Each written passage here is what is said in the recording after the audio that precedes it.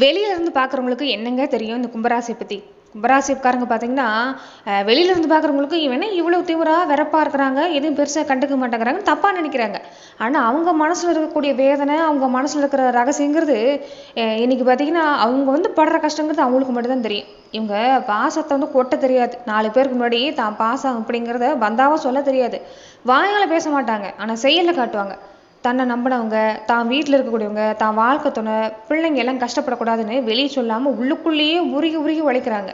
இவங்க மனசில் 1008 கவலை ஓடிக்கிட்டு இருக்குங்க. கடன் பாரம் ஒரு பக்கம், அவமானமாக இருந்தால் கூட வெளியே அதெல்லாம் காட்டிக்கிறது இல்லை. நிறைய விஷயத்தில் அவமானப்படுறாங்க. சுற்றி இருக்கக்கூடியவங்களே, மனசுக்கு நெருக்கமானவங்களே எங்களை முன்னாடியே வச்சுக்கிட்டு நிறைய விஷயங்களை அவமானப்படுத்துகிறாங்க. ஆனால் அது எதையும் காட்டிக்காமல் எப்படி சிரிச்ச முகத்தோட மற்றவங்கள கொஞ்சம் சிரிக்க வைக்கிறாங்க. ஏன்னா நம்ம கஷ்டம் நம்மளோட போட்டும், நம்மளை நம்பி இருக்கிறவங்க முகம் வாடக்கூடாதுன்னு நினைக்கிற அளவுக்கு ஒரு நல்ல மனசு யாருக்குன்னா இவங்களுக்கு தான்.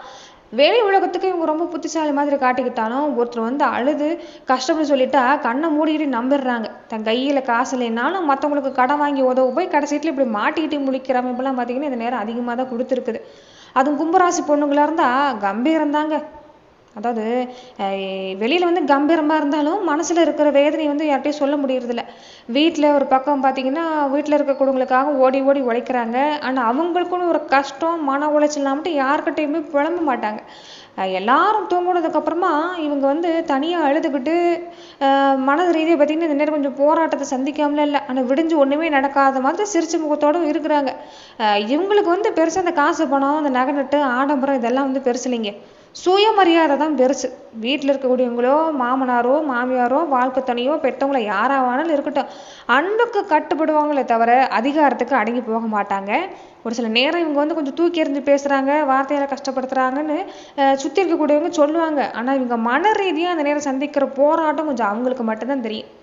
மனுஷங்களோட போலி முகத்தை கண்டுபிடிக்கிறது இந்த நேரம் கொஞ்சம் அதிகமாகவே இருக்குது. ஒருத்தர் பேசுகிறப்பயே உங்கள் மனசு சொல்லுது இவங்க ஏதோ காரியத்துக்காக தான் வர்றாங்கன்னு. ஆனால் தெரிஞ்சும் தெரியாத மாதிரி அமைதியாக இருக்கிறீங்க, நிறைய விஷயங்களை பொறுத்து போகிறீங்க. ஆனால் பொறுமை ஓரளவுக்கு தானே. ஒரு சில நேரம்லாம் பார்த்தீங்கன்னா கொஞ்சம் இந்த கோபம் வெளிப்பட்டுருது, தாங்க முடியாத ஒரு சில விஷயம்லாம் நடந்துருது.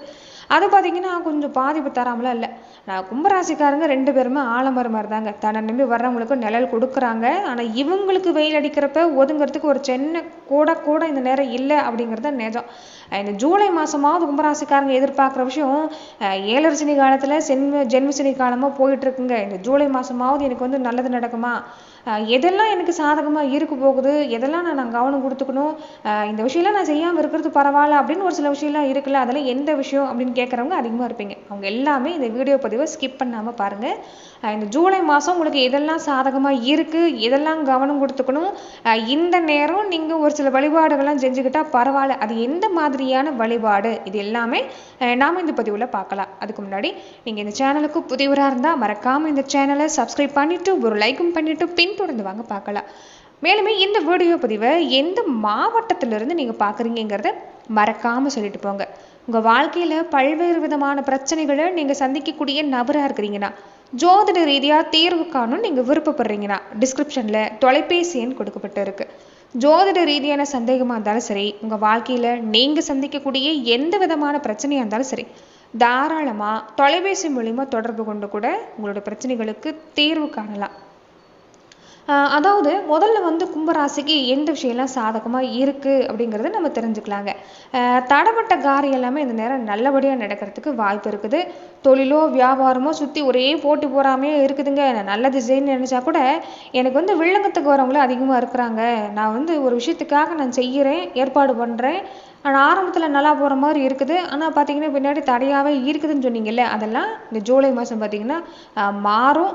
வியாபாரமாக இருக்கட்டும், எந்த தொழில் செய்கிறவங்களா இருக்கட்டும், உங்களுக்கு பண வருமானத்தில் இந்த மாதத்தில் பாதிப்பு இல்லை. என்னன்னு பார்த்தீங்கன்னா வேலை சும்மா அதிகமாக இருக்கும், பொறுப்பு கொஞ்சம் அதிகமாக இருக்கும். ஆனால் வேலை அதிகமாக இருக்குது, பொறுப்பு அதிகமாக இருக்குதுன்னு மற்றவங்க கிட்ட எந்த வேலையும் நம்பி ஒப்படைக்காதீங்க. நீங்களே நேரில் நின்று பார்த்துக்கிறது தான் பரவாயில்ல. புதுசாக இந்த நேரம் ஏதோ ஒரு முதலீடு பண்ணி ஆரம்பிக்கிறது வேணாங்க. அது சின்ன வியாபாரமாக இருந்தாலும் சரி, மளிகை கடை, காய்கறி வியாபாரம் எதுவாக இருந்தாலும் சரிங்க, கொஞ்சம் சின்ன சின்ன விஷயத்துலேருந்து நீங்கள் ஸ்டெப் பை ஸ்டெப்பாக வர்றது இந்த நேரம் பரவாயில்ல. இரும்பு சாமான் வியாபாரம் பண்ணுறவங்களுக்கெல்லாம் அந்த சின்னதாக முதலீடு போட்டு பண்ணுறது பரவாயில்ல. இந்த நேரம் இடம் வாங்குற யோகம், வீடு கட்டுற பாக்கியம் அதெல்லாம் ரொம்ப அருமையாக இருக்குது. ஏன்னா பூமி காரகம்னு சொல்லக்கூடிய செவ்வாய் பகவான் சாதகமாக இருக்கிறாரு. அதனால சொந்தமாக நிலம் காடுகரை வாங்கணும்னு நினச்சா அதுக்கு நல்ல வழி பிறக்கும். வெள்ளங்க இல்லாத இடமா பார்த்து வாங்குறது அந்த நேரம் ரொம்ப முக்கியம். ரொம்ப நாளாக சொந்த வீடு கட்டணும், நான் வந்து வீடு கட்டிகிட்டு இருக்கேங்க, நான் பாதியிலே வீடு வந்து முடிக்க முடியாமல் இருக்குது, இந்த மாதமாவது நல்ல காலம் பிறக்குமானா அதுக்கெல்லாம் வாய்ப்பு இருக்குது. பேங்க் மூலமாகவே லோன் சேங்ஷன் ஆகிறதுக்கான வாய்ப்புலாம் இந்த நேரம் ரொம்ப அருமையாக இருக்குது. வண்டி வாகன யோகம் இந்த நேரம் எப்படி இருக்குன்னா, நீங்கள் ஆசைப்பட்ட மாதிரி புது வண்டி, 2 வீலர், கார் வாங்குறதுக்கெல்லாம் யோகம் அருமையாக இருக்குது. அதே மாதிரி வண்டி ஓட்டுற தொழில் செய்கிறவங்க, வண்டி வச்சுருக்கிறவங்களுக்கு எல்லாம் பார்த்தீங்கன்னா உழைப்பு அதிகமாக இருக்குது, அதுக்கேற்ற கூலியும் கிடைக்கும். ஆனால் ராத்திரி தூக்கம் கெட்டு வண்டி ஓட்டுறப்ப மட்டும் கண்ணும் கருத்துமாக இருக்கணும். வேகம் வேணாம், விவேகம் முக்கியம். அதே மாதிரி கலைத்துறை சார்ந்திருக்கக்கூடியவங்க, அரசியல் துறை சார்ந்திருக்கக்கூடியவங்க உங்களுக்கும் கூட இந்த நேரம் பரவாயில்லைங்க. ஆனால் எங்கே போனாலும் பேச்சு தான் பாதிப்பு. பேச்சால் செல்வாக்கு கூடுறதுக்கும் வாய்ப்பு இருக்குது, பேச்சால் பாதிப்பு வர்றதுக்கான வாய்ப்பு பார்த்தீங்கன்னா இந்த நேரம் இருக்க தான் செய்யுது. ஏன்னா நாட்கள் சனி இருக்கிறார், யார்கிட்ட பேசினாலும் கொஞ்சம் வார்த்தை பார்த்து தான் பேசணும். ஏன்னா தேவையில்லாத பஞ்சாயத்துலாம் வருஷக்கட்டி இந்த நேரம் வரும். யாருடைய பஞ்சாயத்துலையும் தலையிடுறது வேண்டாம்.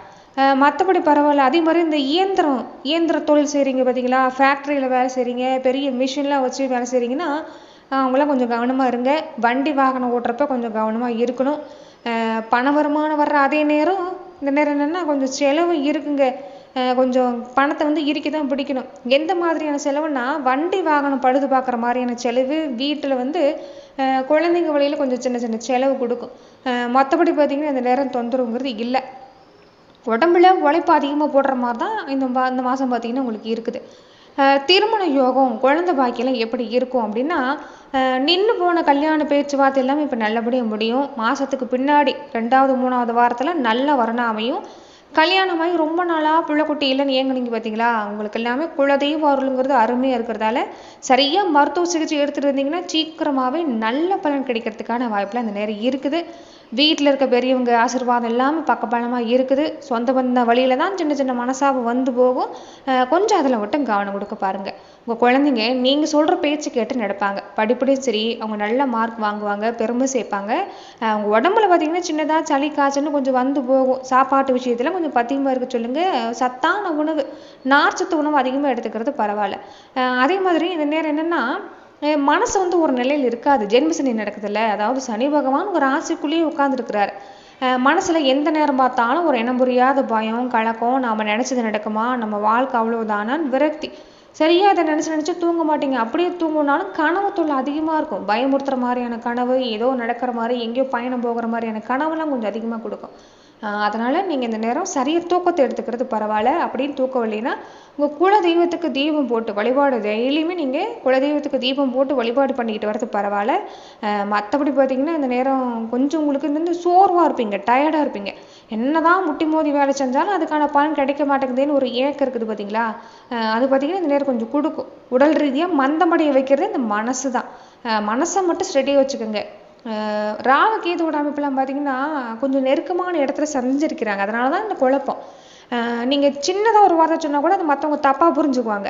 வார்த்தையிலேயே தடியடி நடக்கும். குடும்பத்துலேயும் சரி, வெளியிலையும் சரி, வீண் சண்டை வர்றதே இந்த வார்த்தையால் தான். அதனால தான் முதல்ல சொல்கிறது, வார்த்தையில் கொஞ்சம் கவனம் கொடுக்க பாருங்கள். என்னென்னா வெளியிலலாம் பாதிப்பு இல்லை. நீங்கள் யாருக்கெல்லாம் உசுரை கொடுத்து நம்பினீங்களோ, சொந்த பந்தமாக இருக்கட்டும், நண்பர்களாக இருக்கட்டும், வீட்டிலே கூட யாருக்காக நீங்கள் ரொம்ப வந்து உழைக்கிறீங்களோ, யாருக்காக மனசை வந்து கொடுக்குறீங்களோ, அவங்க தான் ரொம்ப சாதாரணமாக உதாசனப்படுத்துவாங்க. அதை வந்து உங்களால் தாங்கிக்க முடியாது. கொஞ்சம் பாதிப்பு தரத்துக்கான வாய்ப்புலாம் அதில் தான். சந்திரனுடைய அமைப்பெல்லாம் பார்த்தீங்கன்னா 6, 8, 12 இடத்துக்கு மறைவிடத்துக்கு வர நாள்லாம் சனியோட சந்திரன் இணையிறப்ப பார்த்தீங்கன்னா மன அழுத்தம் கொஞ்சம் உச்சக்கட்டத்துக்கு தாங்க இருக்கும். தேவையில்லாத விஷயத்துக்கெல்லாம் கோவம் வந்து பொத்துக்கிட்டு வரும். இல்லைன்னா தனியாக உட்காந்து ஆளணும் போல தோணும். சின்ன சின்ன விஷயத்தெல்லாம் கொஞ்சம் பெருசாக யோசித்து தூக்கத்தை முழுசாக கெடுத்துக்குவீங்க. இந்த விஷயம்லாம் பாதிப்பு கொடுக்குறது இதனால தான் கொடுக்குதுங்கிறது நீங்கள் புரிஞ்சுக்கிட்டிங்கனாவே மற்றபடி பாதிப்பு இல்லைங்க. ஏன்னா நம்மக்கிட்ட காசு பணம் உதவி வாங்கிட்டு போகிறவங்க நல்லா பேசிட்டு அப்போதைக்கு மட்டும் வாங்கிட்டு அதுக்கு பின்னாடி முகத்தை திருப்பிட்டு போகிறாங்களேன்னு இந்த மனசுங்களோட ஏமாத்து வேலையை பார்த்து மனசு நொந்து போவீங்க. சுற்றி ஆள் இருந்தால் கூட நமக்குன்னு உண்மையை பேச, நம்ம கஷ்டத்தை காது கொடுத்து கேட்க யார் இல்லையே அப்படிங்கிற ஒரு விஷயம் இந்த நேரம் கொஞ்சம் கொடுக்குங்க. இதெல்லாம் ஒரு பாடம் தான். யார் நல்லவங்க யார் கெட்டவங்கன்னு சனி பகவான் உங்களுக்கு ஒரு சில பாடத்தை தரார். அவ்வளோதான். முதல்ல உங்களை நீங்களே நொந்துக்கிறத நிறுத்துங்க. நீங்கள் யாருக்கும் கெடுதல் நினச்சது இல்லை. உங்கள் குணம் வந்து எப்பயுமே மற்றவங்களுக்கு கொடுத்து தான் பழக்கம். இப்போ நடக்கிற கஷ்டம் அவமானம் எல்லாம் உங்களுக்கு ஒரு ஒரு கிரக மாற்றத்தால் நடக்கக்கூடிய விஷயம்தான். அதாவது காலம் உங்களுக்கு வைக்கிற ஒரு சின்ன பரீட்சை. இதெல்லாம் சீக்கிரம் மாறும், போலி முகம்லாம் விலகும், கவலைப்படாதீங்க. உங்களுக்கு உண்மையானவங்க உங்கள் கூடவே இருப்பாங்க. உங்களுக்கு பின்னாடி இருந்து குழிப்பறிக்கிற துரோகிகளை, உங்களை கஷ்டப்படுத்துகிறவங்க கடவுள் வந்து அடையாளம் காட்டி கொடுத்து இந்த நேரம் உங்கள் வாழ்க்கையை விட்டு விரட்டி அடிக்கிறார், அவ்வளவுதான். மற்றபடி பார்த்தீங்கன்னா நீங்கள் பயப்படுற அவசியம்லாம் இல்லை.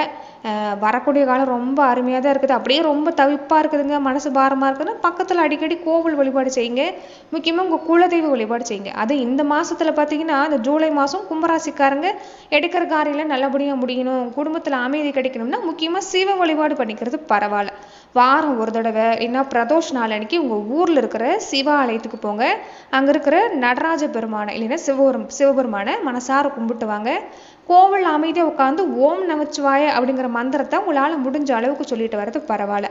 உங்கள் ராசிக்கு ஜென்ம சனி நடக்கிறதால சனி பகவானை நினச்சி பயப்படாமல் அவர் சார்ந்த படத்தை இந்த விஷயத்தை செய்கிறது பரவாயில்ல.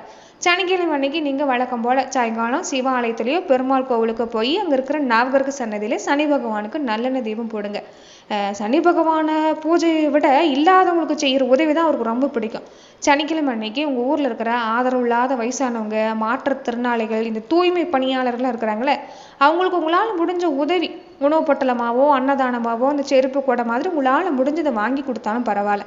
அப்படியே மனசு ரொம்ப சோர்வாக இருக்குது, இனம் புரியாமல் பயம் வந்துக்கிட்டே இருக்குதுன்னா அனுமன் வழிபாடு செய்யுங்க. சனிக்கிழமைக்கு தேய்பிர அஷ்டமி அன்னைக்கு எல்லாமே கால பைரவர் வழிபாடு செய்யுங்க. அதே மாதிரி உங்கள் வீட்டு பூஜையில் ஒரு சின்ன செம்பு சொம்பில் சுத்தமான தண்ணீரை வச்சு நீங்கள் அது மாதிரி சின்ன தட்டு போட்டு மூடி வச்சுருங்க. மறுநாள் காலையில் அந்த தண்ணியை செடிக்கு ஊற்றிருங்க. இப்படி தொடர்ந்து செஞ்சுட்டு வரப்ப இந்த எதிர்மறை ஆற்றல் எல்லாம் உறிஞ்சி எடுத்துரும். இது வந்து நல்ல பலன் தரத்துக்கான வாய்ப்பெல்லாம் இருக்குது. இதை மறக்காமல் செஞ்சுட்டு வர பாருங்க. நிச்சயம் ஜூலை மாதத்தில் இந்த நேரம் கும்பராசிக்கு அருமையான பலன் கிடைக்கிறதுக்கான வாய்ப்பெல்லாம் இருக்குதுன்னு சொல்லலாம். நன்றி நண்பர்களே. இந்த பதிவில் கும்பராசிக்கு இந்த ஜூலை மாதம் எந்த மாதிரியான பலனெல்லாம் கொடுக்கும் அப்படிங்கிறத நம்ம பார்த்தோம். மேலும் இந்த மாதிரியான பதிவுகளுக்கு நீங்கள் இந்த சேனலை லைக் பண்ணுங்கள், ஷேர் பண்ணுங்கள், கமெண்ட் பண்ணுங்கள், மறக்காமல் சப்ஸ்கிரைபும் பண்ணிக்கோங்க. நன்றி நண்பர்களே.